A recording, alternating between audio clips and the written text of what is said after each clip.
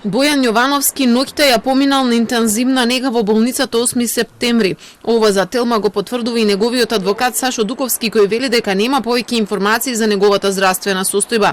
Директорот на истражниот затвор Еса Трахич вели дека затворскиот лекар вчера му го напишал упатот за на лекар, пошто били известени дека тој ќе биде задржан.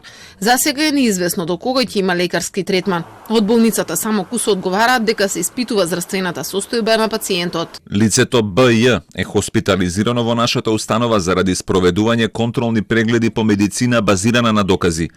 Диагностичките процедури се во тек. По завршување на целата постапка, стручниот колегиум ќе се произнесе за констатираната состојба.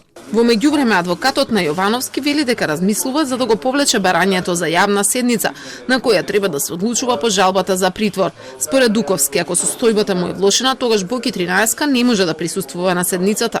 Инаку апелациониот суд го очекува мислењето од Висшето јавно обвинителство за притворот на Јовановски, пошто неделава ќе одлучува дали ќе му се укине или не. Јовановски постојано барал да оди на прегледи, а неговиот адвокат неодамно обвини дека здравствениот систем си поигрува со неговиот живот. Луд беше и на обвинителството кое не дава позитивно мислење за да се брани од куќен притвор и покрај тоа што Русковска лично се уверила кога Боки 13 не успеа да ја даде исказ во своја одбрана.